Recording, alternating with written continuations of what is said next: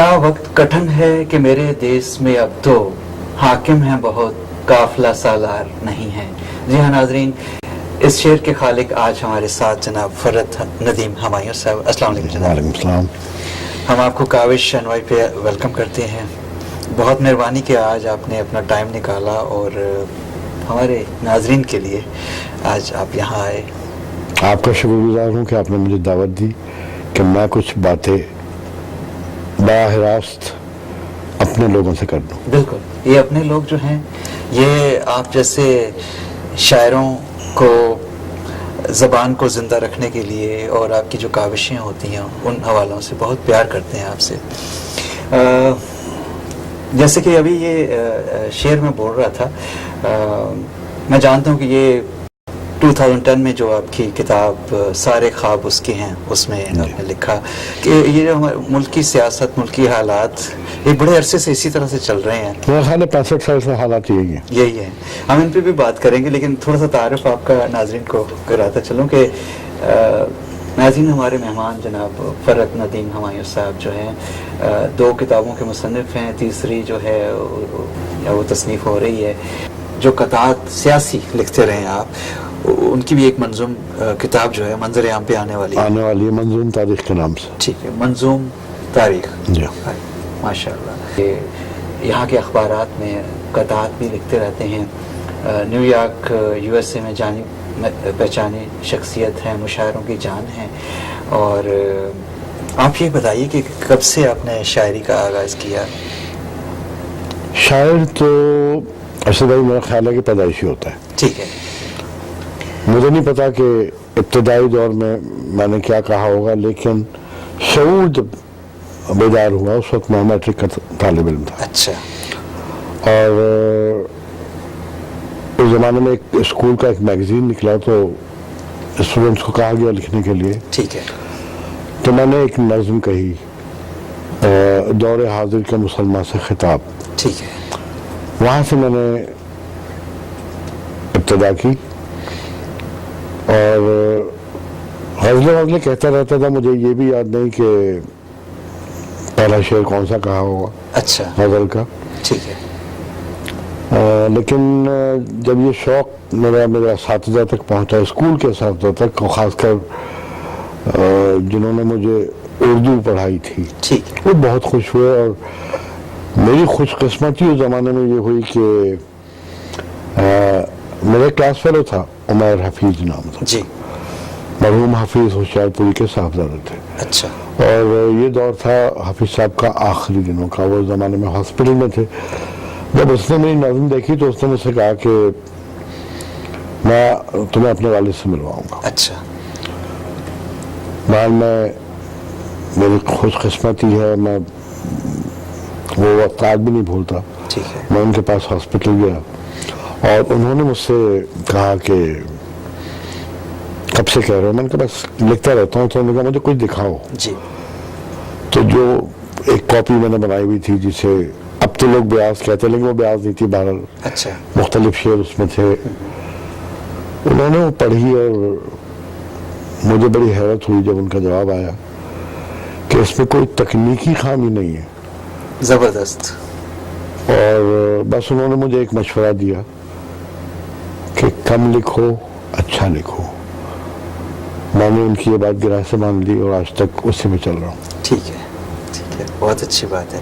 اچھا، پروگرام کے سٹارٹ میں نے دیکھا کہ آپ نے حمد لکھی، نعت لکھی، ایک نہیں کئی ایک. تو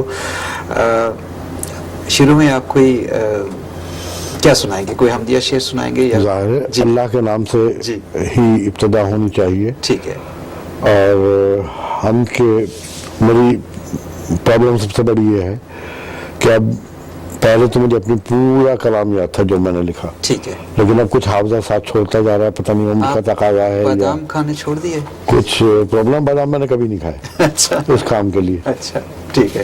تو بہرحال میں ہم کے چند اشعار، وہ تو لمبی طویل ہے، ٹھیک ہے، مگر میں ایک بند اس کا ضرور پیش کروں گا. جی جی. کہ تعریف تو اسی کے لیے بے شمار ہے، تعریف تو اسی کے لیے بے شمار ہے، کل کائنات جس کی عبادت گزار ہے، سبحان اللہ، جو ماورا ہے عقل سے پروردگار ہے، واہ، جو جو ماورا ہے عقل عقل سے سے، جی، پروردگار ہے، اور مصطفیٰ رسول ہیں اللہ کے حبیب، صلی اللہ علیہ وسلم، سچ ہے کہ میرا رب ہے رگے جاں سے بھی قریب۔ بے شک، اور اسی ہم کا ایک بند اور بھی سن لیجئے جی، کہ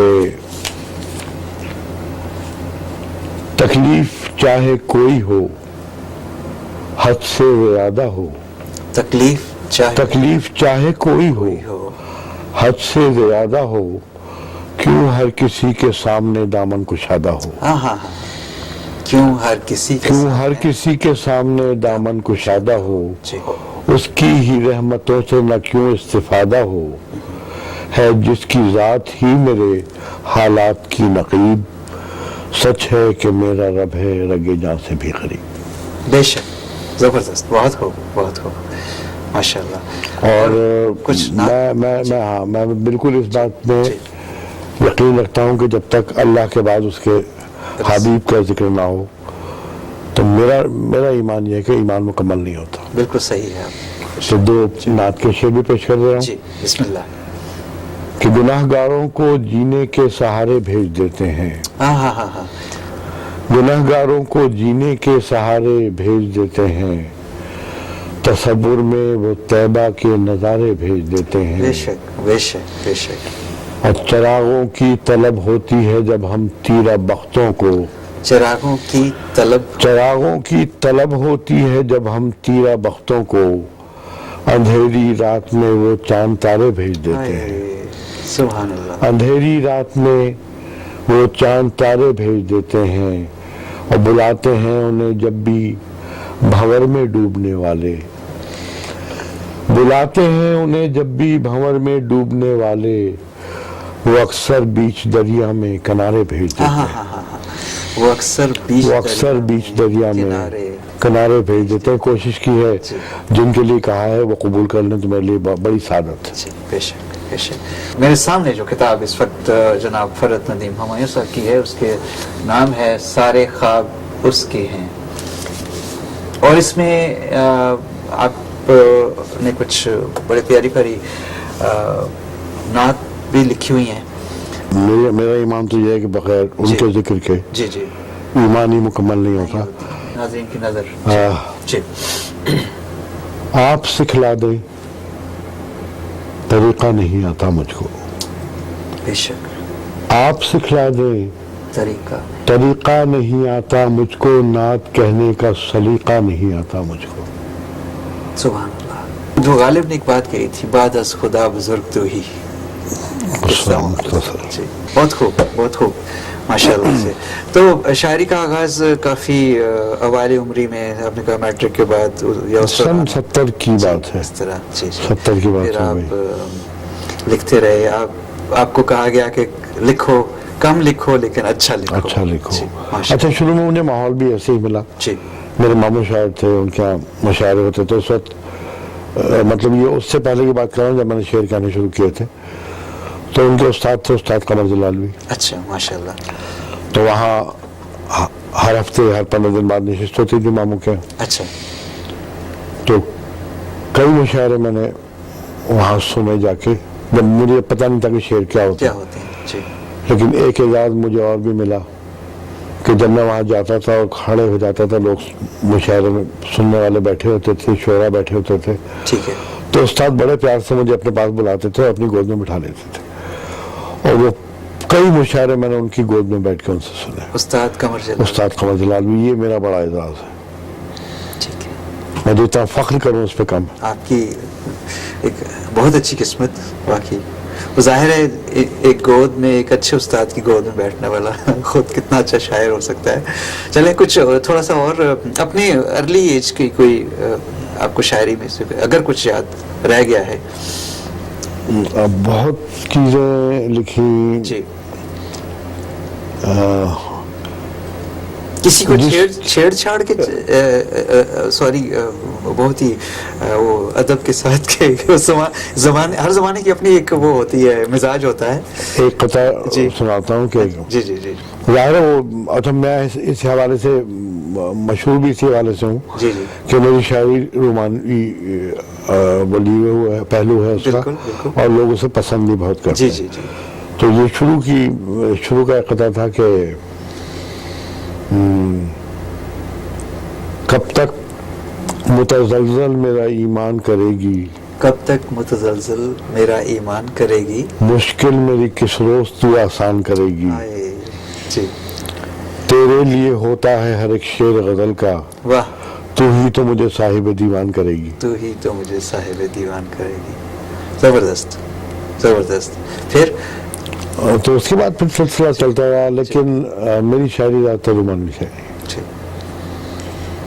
وہ یہاں کے سب لوگ جانتے ہیں, اچھی طرح جانتے ہیں. اور پھر جب میں نے ظاہر شاعر ایک اتنا حساس ہوتا ہے کہ وہ اپنے اطراف کو اپنے ارد گرد کے ماحول سے محسوس بھی کرتا ہے اور ان کا اثر بھی لیتا ہے. جی بے شک بے شک. تو ظاہر جو پہلا شعر آپ نے ابتدا میں سنایا, جی تو بدقسمتی میری یہ ہے کہ میرے ملک کے حالات کبھی بھی اچھے نہیں رہے. جی جو ظاہر ہے جو شخص اپنی مٹی سے اپنے وطن سے محبت کرتا ہے تو وہ تکلیف دہ ہوتے ہیں اس کے لیے. صحیح بات ہے. اس کے لیے میں نے قطعات کا سہارا لیا. پاکستان میں کئی اخبارات میں قطعات لکھتا رہا, اس کے بعد یہاں آنے کے بعد وہ سلسلہ جاری رہا. ایک پہلو اور ہوا کہ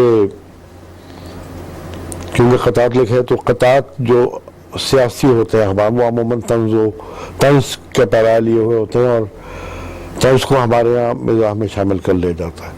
تو اس لیے مجھ پہ مزاح کے شاعر کی بھی چھاپ لگ گئی تھی. اچھا. لیکن میرے مزاح میں کبھی چھچوڑا پن نہیں آیا. ٹھیک ہے. میں نے بہت سنبھل کے بڑا سنجیدہ مزاح لکھا ہے میں نے. ٹھیک ہے, اچھی بات ہے. تو کچھ اس طرح کا کچھ سنائیں گے اس وقت؟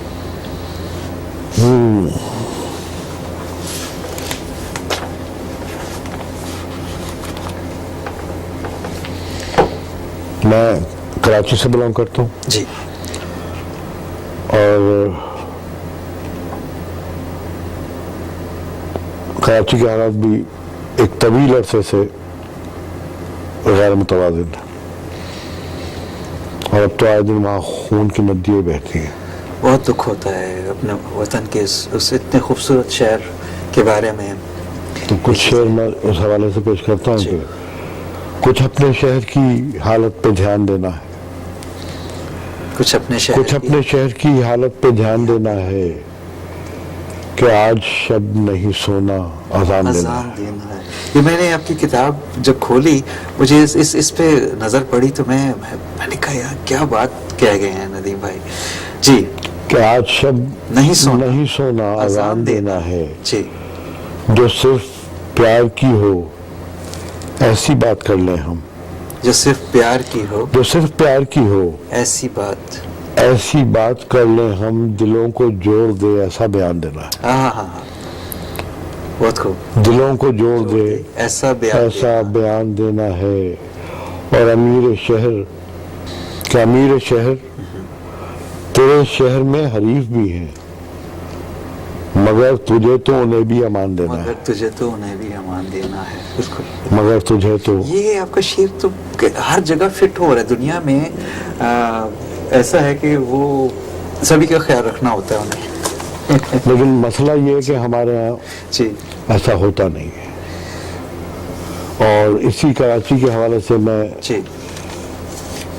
یہ اشعار ضرور پیش کروں گا جی کہ ہر ایک تہذیب اپنی کھو رہا ہے, ہر ایک تہذیب اپنی کھو رہا ہے, یہ میرے شہر میں کیا ہو رہا ہے,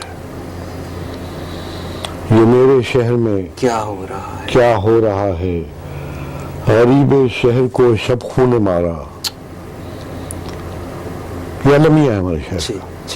غریب شہر کو شب خون نے مارا, امیر شہر لیکن سو رہا ہے. امیر شہر لیکن سو رہا ہے. جی مجھے بڑا یہ میں نے اپنی آنکھوں سے دیکھا ہے جی جی کہ اہم اجلاس میں بھی ہمارے جی وزیر اعلیٰ صاحب جی سو رہے ہوتے ہیں اور جی. ٹی وی پہ آواز آ رہی ہوتی ہے کہ یہ ضروری کام سے سو رہے ہیں. ضروری کام سے سو رہے ہیں. جی بہرحال جی غریب شہر کو چپکو نے مارا, جی امیر شہر لیکن سو رہا ہے.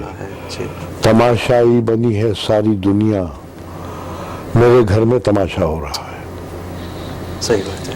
تماشائی بنی ہے ساری دنیا, میرے گھر میرے گھر میں تماشا ہو رہا ہے.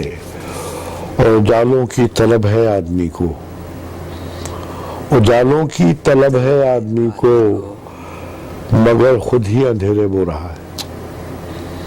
بے شک کتنی وہ مگر خود ہی اندھیرے بو رہا ہے. جو قاتل ہے وہی مقتول ٹھہرا, تو پھر یہ کون کس کو رو رہا ہے. واہ واہ بہت تو پھر یہ کون کس کو رو رہا ہے. جی ندیم آسان نہیں یہ داغ مٹنا, ندیم آسان نہیں یہ داغ مٹنا, اب بس اشکوں سے ان کو دھو رہا ہے. بہت خوب بہت. تو یہ سیاسی حوالے اب بھی قطعات ہوتے ہیں کبھی کبھی. کوئی ایسا بھی میں ایزیلی بات کرنا چاہ رہا ہوں, اور حالانکہ مجھے میرے بہت کرم فرما میرے ظاہر سینئر تھے, میں انہیں استاد ہی کہتا ہوں. جی مزاح کے حوالے سے میں بہت ڈائریکٹ ہو جاتا ہوں کبھی کبھی, جو طنز کے حوالے سے. ٹھیک ہے. تو حالانکہ انہوں نے مجھے ایک سبق ضرور دیا تھا کہ بیٹا مزاح اتنی مشکل چیز ہے, اور ان کا نام بھی لینا چاہوں گا, دلاور فکار مرحوم. دلاور فکار مرحوم. تو انہوں نے کہا تھا کہ بیٹا مزاح وہ چیز ہے کہ, یا طنز وہ چیز ہے کہ آپ کسی کے جوتوں پہ پیر رکھ دیں اور اس کی پالش خراب نہ ہو. مطلب یہ کہ اتنا ڈائریکٹ نہ ہو کہ برا لگے. برا لگے. جی جی لیکن ایک میری فطرت ہے, مجھے نہیں پتا کہ میں جو بات کسی سے کہنا چاہتا ہوں, میں چاہتا ہوں کہ وہ ڈائریکٹ اسے کنوے ہو, کنوے ہو, وہ سنے, اسے احساس ہو کہ لوگ کیا کہہ رہے ہیں. جی جی تو بنیادی طور پر شاید اردو کا ہوں, ٹھیک ہے. آپ کو پتا ہے. کہ اچھا یہ اردو زبان جو ہے, آپ اردو کو کیا سمجھتے ہیں؟ آپ کے خیال میں اردو زبان کیا ہے؟